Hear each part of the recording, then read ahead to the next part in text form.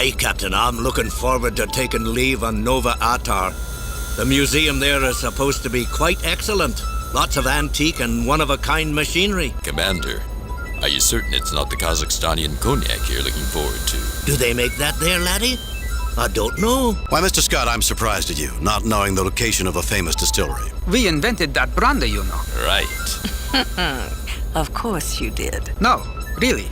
We did. No one would ever doubt you, Ensign, however... Sorry to interrupt, Captain, but we have an emergency call from the science vessel Demeter. She's in orbit around Balkos 3. On screen. Captain Kirk, good to see you're in the area. You have an emergency, Commander Gelman? Well, I'm not sure, actually. Maybe more of a case of better safe than sorry.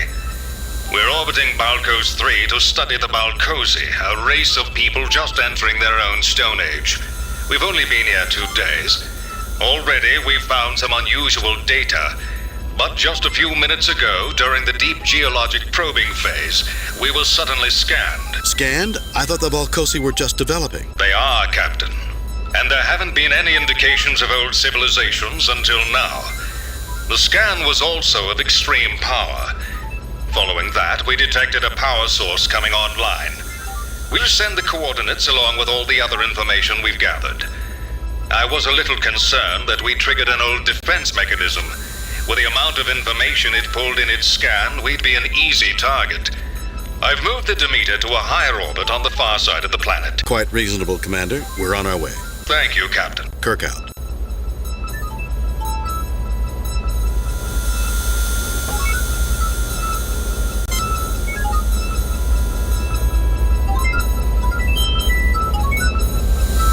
USS Demeter, a Federation science vessel named after the Greek goddess of agriculture. It is currently under the command of Commander John Gelman and is assigned to scientific research at Balkos 3.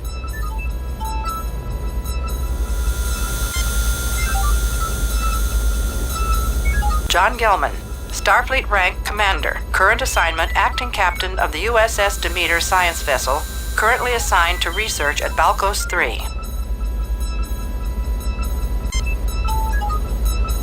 Balkos 3, a planet inhabited by a humanoid race just entering the Stone Age. The Federation science vessel Demeter is currently conducting studies of the planet. Balkosi, a humanoid race just entering the Stone Age level of development. The Balkosi inhabit the planet Balkos 3. Preliminary studies suggest that this race is relatively new to the planet and should not have reached this level of development in this short amount of time. Further studies are currently being conducted to explain this situation.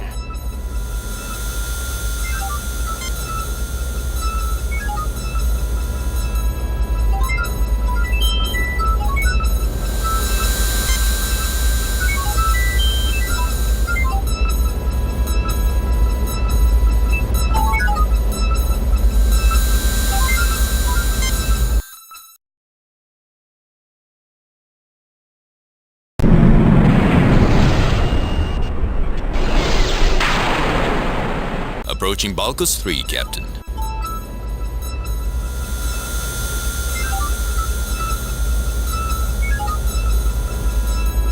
Entering standard orbit.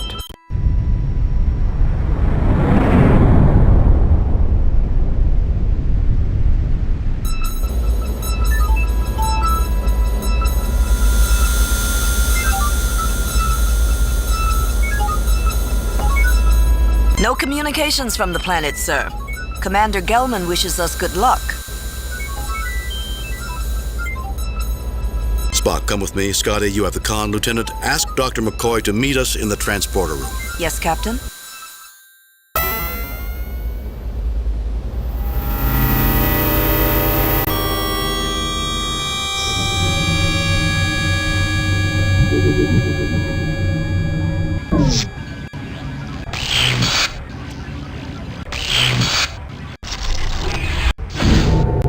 What the devil was that? An attack? While I cannot guarantee a lack of physical change, Doctor, we seem to be unharmed. I therefore conclude we have been scanned. Captain, are you all right? Sensors detected a burst of power followed by some sort of powerful transmission. According to Spock, we're in perfect health, Scotty. According to Spock? Never mind, Mr. Scott. Can you track the transmission to its destination? I'll give it a try, Captain, but it's like nothing I've ever seen before. It never is, Mr. Scott. It never is. Kirk out. I guess you were right, Spock. Here I thought we were dead for a second. Doctor, that would have made conversation quite difficult. I was making a joke, Spock. Were you, Doctor? Gentlemen, I believe we have some business at hand. Dr. McCoy actually enjoys being part of an adventure. It gives him something to complain about. The intuitive Captain James T. Kirk looking forward to another adventure. Mr. Spock, a man of logic untainted by emotion. An impressive-looking machine of alien manufacture. A large machine with lights cycling on its front side. This seems pointless. A relatively small machine full of electronics with a glass port on the front. While this is obviously an alien structure, you're fairly certain this is a door. While alien in design, fairly obviously the control panel to the door. A series of readout displays. You know, I've got the feeling this is bigger than it looks, and I don't mean just more space beyond this door. This place looks like Spock's dream world, doesn't it, Jim? In what way, Bones? No decorations, no life, nothing but machinery. Not even a picture of his mother on the wall. A picture of my mother here would be most surprising. However, if you are suggesting that construction was performed in an efficient manner, I would agree with your most logical conclusion. Remind me to check my blood for green tinges when we get back to the ship, Jim. Fascinating, Captain. I've never seen machinery of this type before.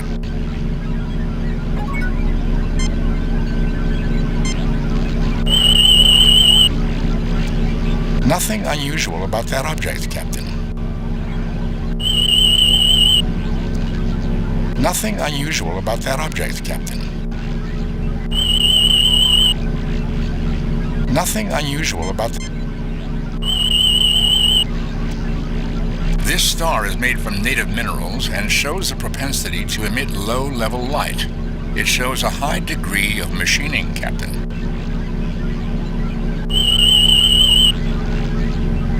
The energy field around this scanning device prevents a detailed examination.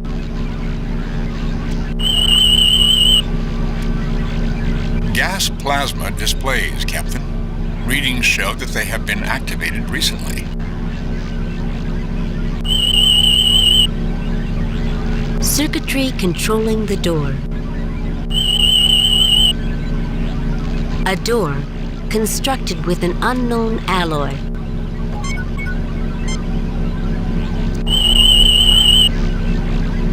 The surface of this room is unusual. Either there are special properties to the rock, or it has been coated. In either case, the surface slowly emits absorbed energy as light. It's definitely Spock.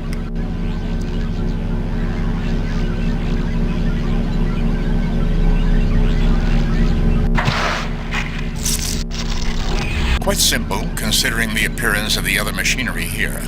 All that was needed was a power interrupt. The doors will only stay closed while power is on. Interesting. We got hit with a power surge. It's interfering with sensors and we might have some trouble locking onto you. Well, if we intend on taking our shore leave with the rest of the crew, we'd better find out what's causing that power surge.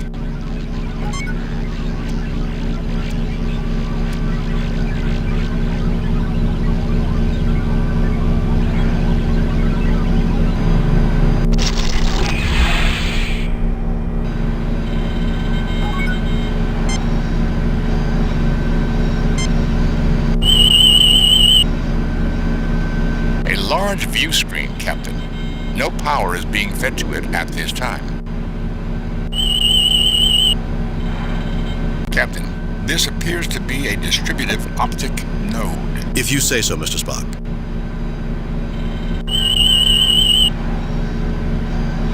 Nothing unusual about that object, Captain. Nothing unusual about that. The energy field is blocking any tricorder readings of the machinery inside. The light is provided by the surface of the room absorbing energy, then releasing it as light.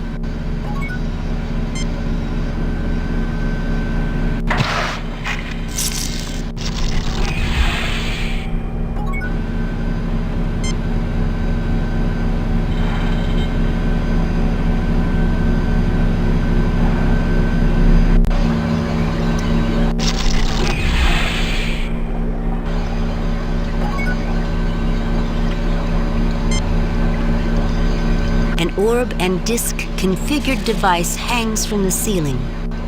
A huge vat full of pheromone and food-producing bacteria. This device will propel a large quantity of bacteria into the planet's ecosystem. Bones, Spock, no arguing. I want to find out what's going on and find out now. Most impressive pieces of technology. This room gives me the willies, Jim. No effect. No effect. The energy field interferes with tricorder readings. The tricorder indicates that this container holds several organic compounds. I cannot judge more until the force field is disabled. It is generating too much interference. Perhaps Dr. McCoy can discern more information.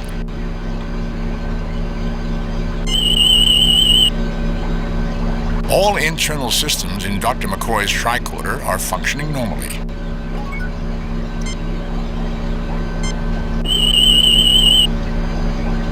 Jim, the force field on the control unit is generating too much interference. I can't get a good reading on the contents of the vat.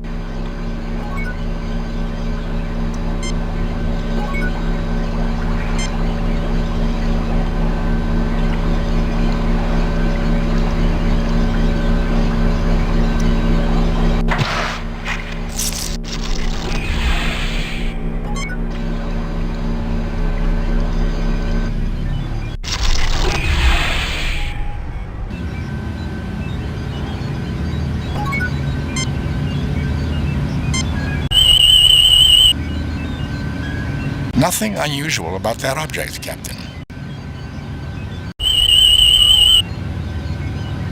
Nothing unusual about that object, Captain.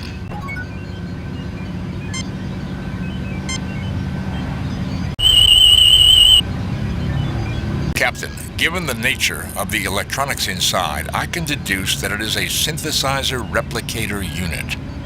However, it is unlike anything used by the Federation. I am unable to determine its exact capabilities.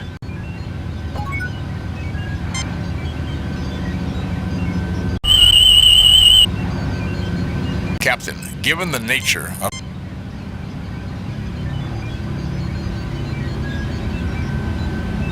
made by the same builders as the other machinery in the complex, quite sophisticated.